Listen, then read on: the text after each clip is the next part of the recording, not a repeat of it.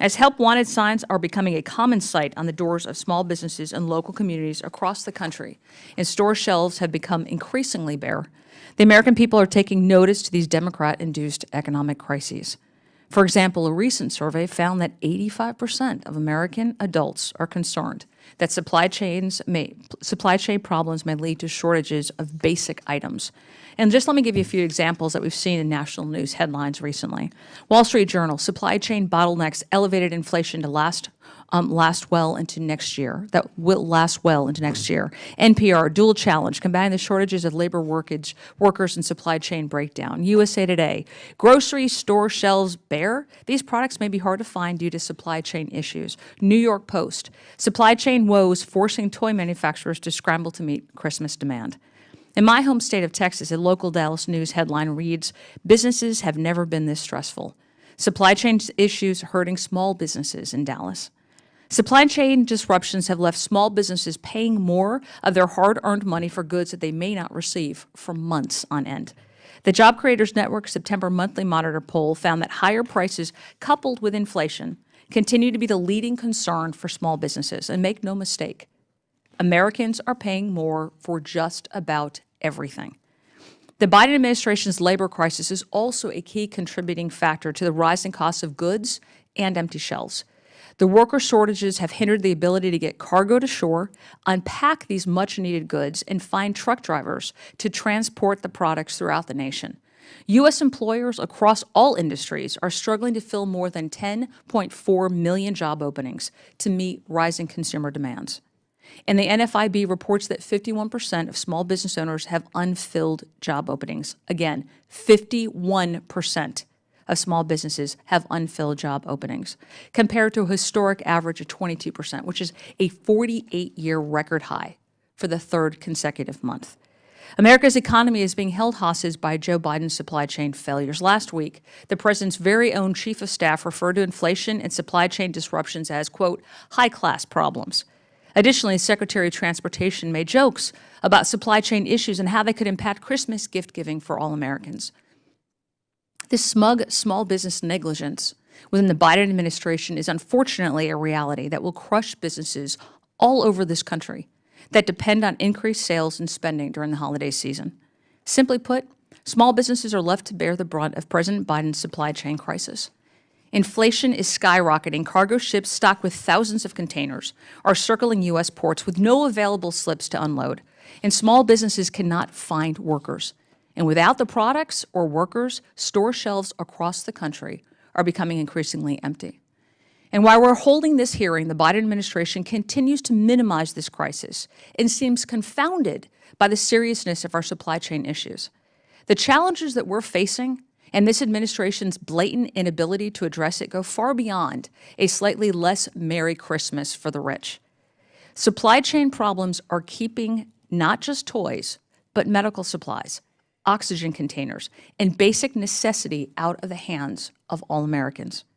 And when you couple this with the devastating inflation and escalating energy costs as colder winter sets in, President Biden's policy will literally cost American lives this winter. This is the undeniable reality of what we face in the months ahead. I look forward to hearing from our witnesses today, and I hope to work with my colleagues on real solutions to support our small businesses and secure America's supply chain without enacting legislation that authorizes large amounts of new money and fails to combat overregulation, labor shortages, and taxation. Thank you very much, Mr. Chairman, and I yield back. Thank you, Ms. Van Dyne. The gentle lady yields back. I'd like to take a moment to explain how the hearing will proceed. Each witness will have 5 minutes to provide a statement, and each committee member will have 5 minutes for questioning. Please ensure that your microphones are on when you begin speaking and that you return to mute when you're finished. With that, I'd like to start by introducing our witnesses. Begin with Mr. Kevin Lowe, the Sales Director for Ready Rock International. Ready Rock is the industry leader of large block retaining wall systems and has been expanding its footprint across international markets thanks in part to the SBA's STEP program. Mr. Lowe has been instrumental in taking Ready Rock from a business from zero export sales to a global market leader. Prior to joining Ready Rock, Mr. Lowe served with the United States Coast Guard. Appreciate you joining us, Mr. Lowe. Our next witness is Mr. Chris O'Brien, the Chief Commercial Officer of C.H. Robinson, a third-party logistics provider located in the heart of my congressional district. C.H. Robinson is committed to solving logistics problems for companies large and small across the globe. Mr. O'Brien has been with the company since 1993 and has worked his way up from a manager in Raleigh, North Carolina, to president of C.H. Robinson's European division, to now senior vice president, and now chief commercial officer. And we appreciate you being with us today, Mr. O'Brien, remotely. Our next witness is Ms. Christine Lantenan, the president and owner of Modborup, Incorporated, a women-owned and veteran-owned company reinventing classic sweets, profoundly committed to sustainability. Modborup, founded in Minnesota in 1907, has a long and delicious history, including chocolate-covered marshmallows in my great-grandmother's drawer. Ms. Lantenan purchased the company in 2005 and revitalized and reinvigorated a great small business, which has brought about 150 different products to market. Ms. Lantenan has received numerous awards for her work, including SBA Small Business Person of the Year. We welcome you, Ms. Lantenan. And now Ms. Van Dyne will introduce her witness. Mr. Falk is a Tampa-based, Florida-based small business owner with 40 years of experience as a custom home builder. Mr. Falk is also the National Association of Home Builders 2021 chairman of the board. He has been active in the NAHB leadership structure at the local, state, and national levels throughout his career, and as a senior life delegate, he has served in the leadership of the association for more than 20 years. He was named Builder of the Year by the Tampa Bay Builders Association in 2006 and 2009, and is a past president and lifetime director of the TBBA. He was also president of the Florida Home Builders Association and continues to serve the association. In 2019, he was inducted into the FHBA's Florida Housing Hall of Fame, and he received the Florida Home Builders Eagle Award in 2012. Mr. Falk joins us today as unprecedented increases in supply chain disruptions and lumber prices have crushed the American workforce over the past year and a half. As we have seen in more recent weeks, these issues continue to harm small businesses, home buyers, and the housing industry alike. Home builders like Mr. Falk are facing prolonged delivery times, skyrocketing material costs, and escalating labor shortages. We appreciate you and the other witnesses for joining us today as we explore this critically important and timely topic. And I look forward to your testimony, and I yield back. And I join Ms. Van Dyne in expressing gratitude to all of you, and with that, we'll begin with Mr. Lowe. You're recognized for 5 minutes.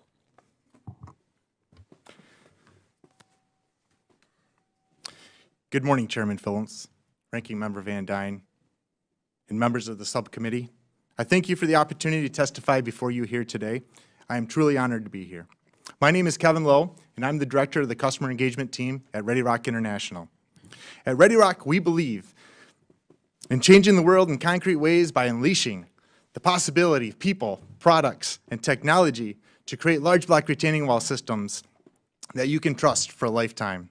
Today, we are working with 120 independently owned and operated concrete manufacturers around 22 different countries around the world that license the Ready Rock precast product and provide great retaining wall systems throughout.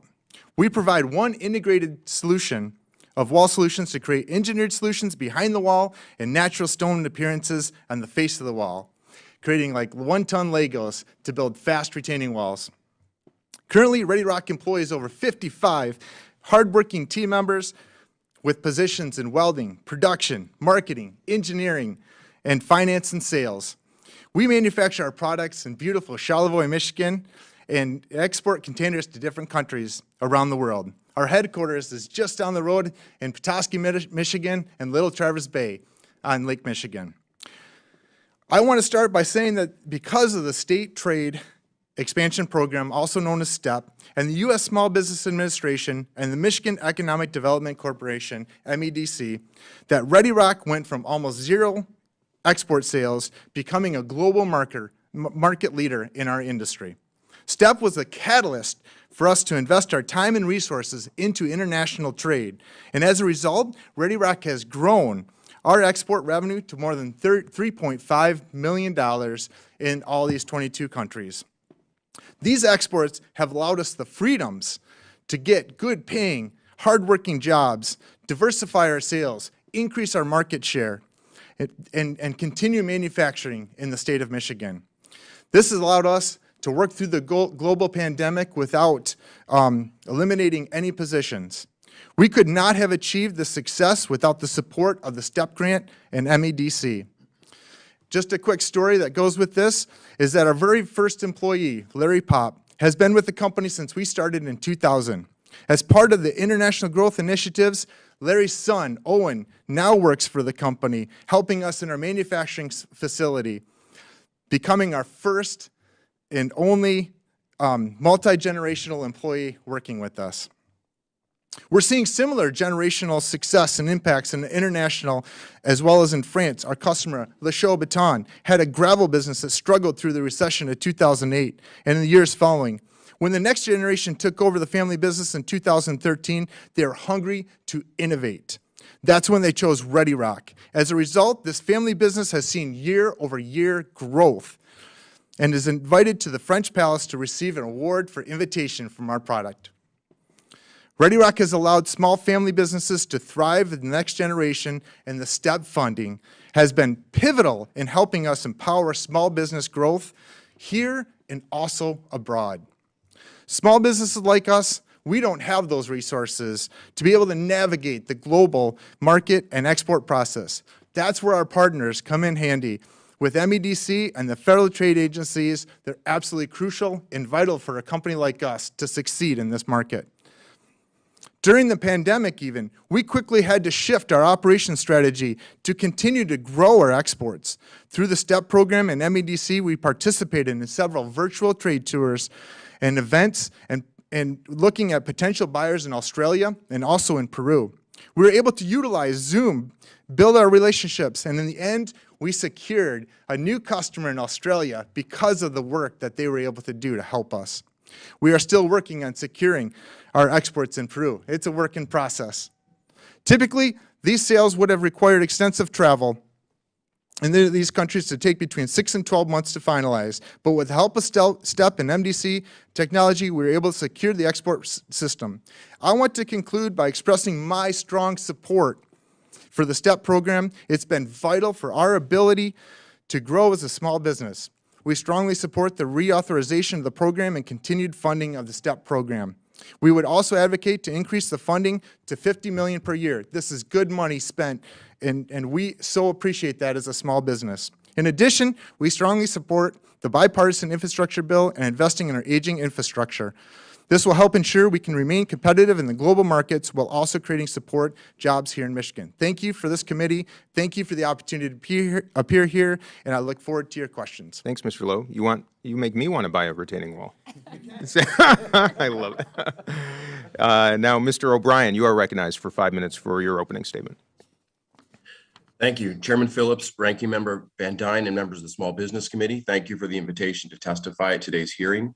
As one of the nation's largest third-party logistics providers, C.H. Robinson has a unique view on how goods and commerce flow from manufacturer to consumer. My name is Chris O'Brien, and I'm the Chief Commercial Officer for C.H. Robinson.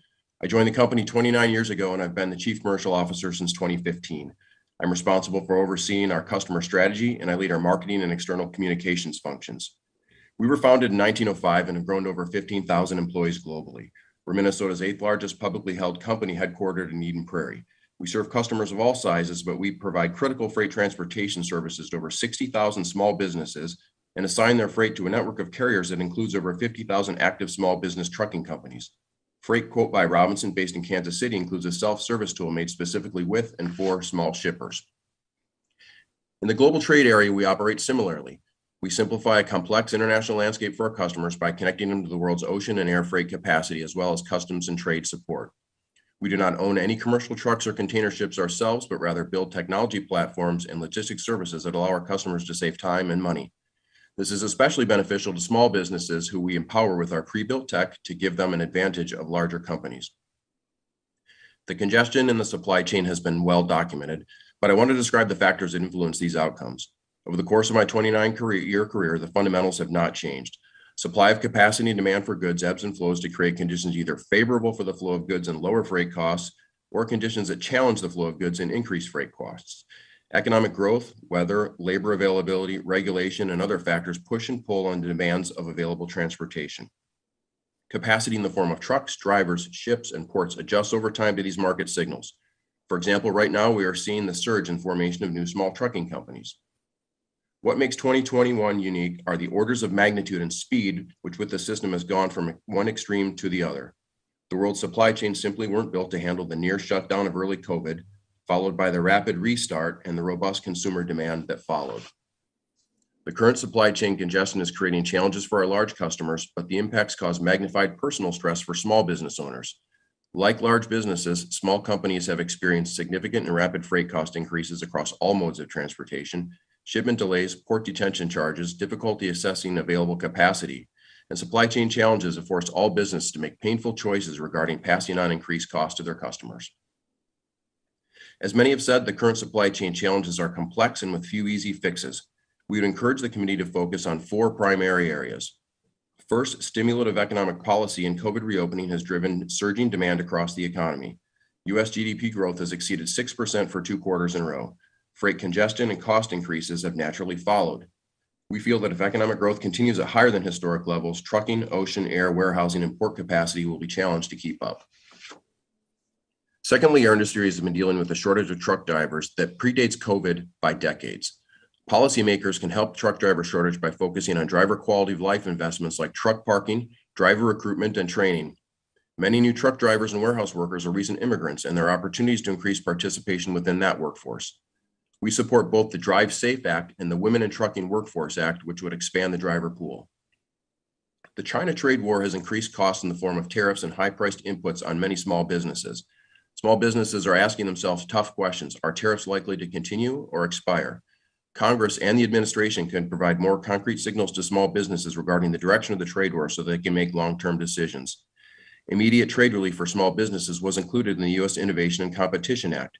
The Trade Act of 2021 would be retroactive to December 2020 and could mean Section 301 exclusion refunds of tens of thousands of dollars in duties for some small businesses. Next, COVID-related shutdowns at facilities here and especially abroad continue to adversely impact supply chains. Lockdowns, partial shutdowns of ports and manufacturers has continued to add to delays periodically and recently. Truck parts sourced from overseas have also seen shortages from foreign factory shutdowns, and this delays repair and takes capacity off the road. Finally, many small businesses who hire motor carriers are unaware of the risks they take in selecting them. Some shippers shy away or exclude small trucking companies from business opportunities to mitigate this risk. We would encourage members to support H.R. 3042 to establish a motor carrier selection standard to increase safety and protect small businesses and shippers and small business truckers. Thank you for the opportunity to share our views, and we look forward to the questions. Thank you, Mr. O'Brien. And now I recognize Ms. Lantenan for 5 minutes.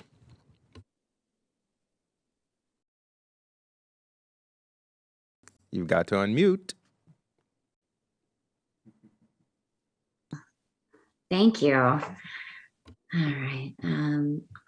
right. Chairman Phillips, Ranking Member Van Dyne, Congressman Hagedorn, and members of the subcommittee, thank you for the honor of testifying today.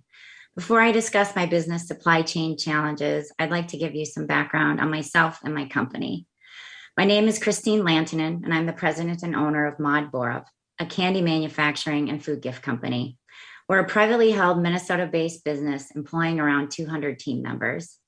The company's growth has been strong and steady since I took ownership of the business in 2005, and this year we're on track to grow sales by 75%. Modborup is over 100 years old, and like me, it has deep ties to Minnesota. I grew up a farmer's daughter in La Center, working as a server at the American Legion at the age of 13. I joined the Army and attended basic training at the age of 17 and went on to serve almost 10 years as a medic. I graduated from Minnesota State University, Mankato, and after working my way up the corporate ladder, found myself in a unique position to acquire and lead Modborup. Today, as a certified woman and veteran-owned business, we are deeply committed to our community, with our corporate office located in Plymouth and our factory in La Center. I was asked to join today's hearing to share my perspective and experience navigating supply chain challenges. I begin by placing a spotlight on our workforce. My business faces a dire shortage of workers. At 200 employees, we are down roughly 100 from our optimal number of staff. Since December of 2020, we have instituted a 36% hourly salary increase, and we still have trouble recruiting workers. Some factors driving this situation are economic. our general community maintains a low unemployment rate, almost a full percentage point below the state average of around 4%.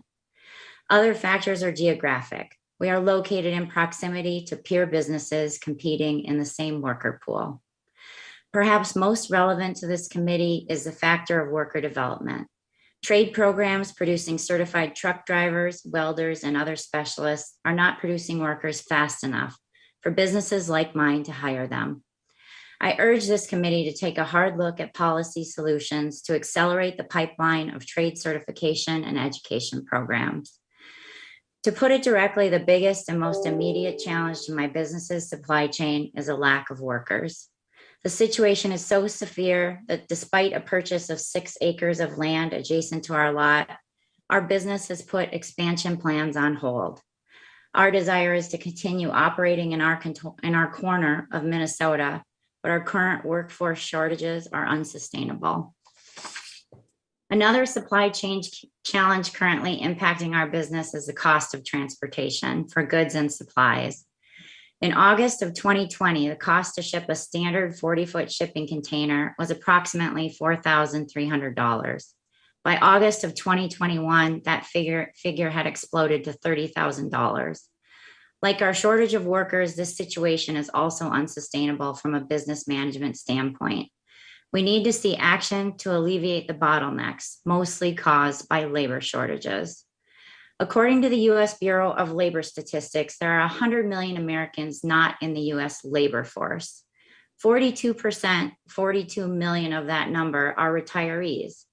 The Fed classifies the U.S. labor force as every U.S. citizen 16 or over who is not incarcerated in the U.S. military or in a nursing or residential care home.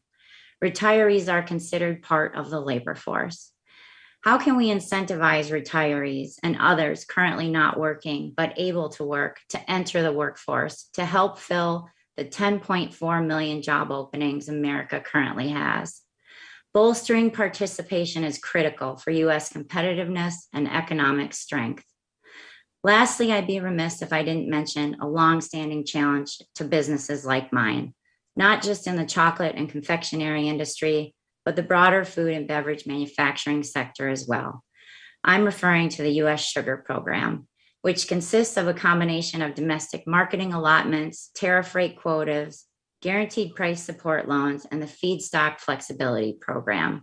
This labyrinth of policy is so convoluted, I do not have the time nor the expertise to walk you through it all. The result is that the federal government restricts the supply of sugar to inflate prices.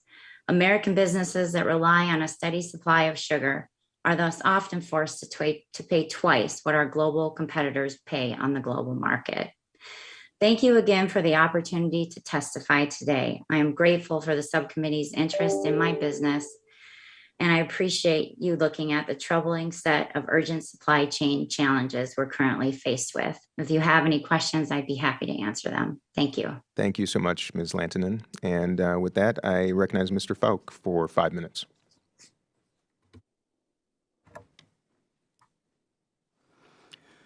Thank you for the opportunity to be here today. Supply chain disruptions have affected the home building industry profoundly.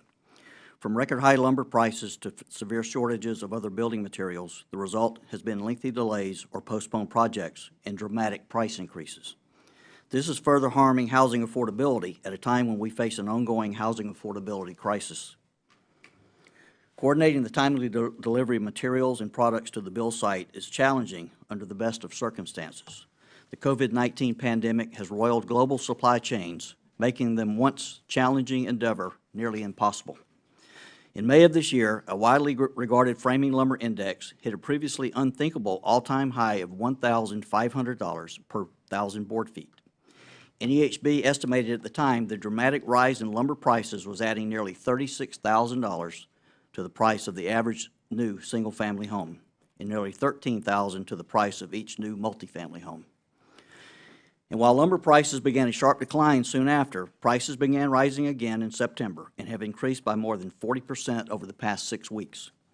Lumber pricing and availability is just one of the many problems we face with the supply chain. Supply chain challenges are driving scarcity and elevated prices on almost every product or good or material that goes into the construction of the American homes. According to the Bureau of Labor Statistics, the average price of goods used as inputs to residential construction has risen 13.2% thus far in 2021, more than triple the rate of the core inflation over the same period. While historically high prices and supply shortages remain a challenge for all home building firms, they pose unique challenges for smaller firms. Among the unique challenges small firms face in these times are volatility and uncertainty, as well as the ability, or more often the inability, to pass along these ever-increasing prices. Without large economies of scale, small businesses generally cannot negotiate bulk discounts. Builders have often been forced to commit to purchasing materials such as lumber without knowing exactly what the cost will be when delivered. The effects of the uncertainty trickle all the way to the buyer, many of whom have balked at projects at the last minute due to unexpected price increases. At the core of today's building material supply chain issues are two fundamental problems: barriers to trade and challenges associated with moving goods to their final destination. I applaud the Biden administration for its action to date on the home building supply chain. Convening the Home Building Supply Chain Summit in July was critical to identifying some of the issues facing home builders. Prioritizing building materials and supplies as part of the Department of Transportation's Hours of Service waiver for trucking has been helpful, but it is only a start. More can be done and should be done. Congress and the administration need to consider steps to reduce or remove barriers to trade. This includes at least temporarily suspending duties and quotas on a wide array of imported building materials and goods, from Canadian softwood lumber to steel and aluminum. In addition, Congress and the administration must continue to aggressively explore solutions to port congestion and the persistent delays in truck and rail transportation. Building materials supply chain challenges exposed and exacerbated by the COVID-19 pandemic are driving an unsustainable increase in the cost to construct a new home. Until we address all the underlying causes of the crisis, millions of households are denied the American dream of home ownership, and millions more are rent-burdened. Housing has been a bright spot for the U.S. economy as the nation continues to recover from the COVID-19 pandemic. But historically, high lumber and building material prices continue to serve as headwinds for the U.S. housing sector. And there is mounting evidence that housing is at risk has seen a dramatic increase in the cost of materials. One sign that the market may be slowing down is the number of housing units permitted but not started. It has risen over 40% in the past year. Any slowdown in housing production would be troublesome as we remain well off the mark of making up the shortages from underbuilding over the past decade.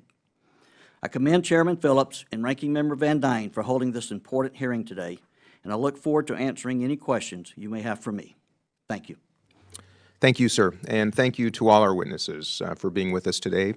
There are current and former small business owners on both sides of the aisle on this committee, and rest assured, we share your pain, we empathize, and I hope I speak for all when I say our obligation and intention is to identify solutions today. With that, I'll begin by recognizing myself for 5 minutes. We pointed out the problem. I don't think we need to keep identifying what's wrong. Mr. O'Brien, I'm going to start with you. You identified 4 areas that are causing the supply chain issues: surging demand, a trucker shortage, the China tariffs and a trade war, COVID-related shutdowns are the 4 that I believe you referenced. My intuition tells me that today you might hear from certain members of this committee that Joe Biden is responsible for this whole problem. The Biden administration's policies have led to inflation and supply chain issues and labor shortages and the like. You might even hear some say it was the former administration. The fact of the matter is, I don't care who's responsible, I want to find solutions. So with that, Mr. O'Brien, can you point to a policy of either the past Trump administration or the current Biden administration that you believe is responsible for the issue that we're now facing relative to supply chains? And if so, how do we fix it? I can't point to any specific policy. Thank you for the question, Representative Phillips, but I would say that this is a long-term sustained problem. The current demand, the other thing I would describe is that this has been an unprecedented inversion of supply and demand. This was a very unnatural event. When you talk about the world's supply chain, the world's economy simply wasn't built to shut down and restart and then deal with increased demand, a whole new product set that really occupied the global shipping lanes for the first several months was PPE. But I will say that this demand has exposed long-term choke points in the supply chain. And today it started with manufacturing, and it had to restart, but it has exposed other physical and infrastructure challenges throughout the supply chain, from our ports to available chassis, to the draymen that haul containers out of a port. I mentioned in my testimony the one longest term. So every 4 or 5 years, we've seen a port slow down when demand is high. We've never seen anything like this, but really in every period of increased demand, we've dealt with truck driver shortage. So if there's one area that I would want the committee to focus on the most, it is the part of the supply chain crunch that has been the most enduring and problematic. The additional benefit is that it will benefit both the international supply chain and the domestic supply chain. Many small businesses rely on North American trucks. Our job is to consolidate that small carrier group and bring access to them to small shippers. So like I testified, I would say anything that we can do, like the Drive Safe Act and the Women in Trucking Workforce Act, to increase supply. It's no secret that truck driving is a business that is not attracting adequate labor, and anything we can do to help the lifestyle and improve the attractiveness of that role is important. And I think anything else to address the other supply chains, I would just say it's been a long-term challenge, and today's crunch has just magnified it and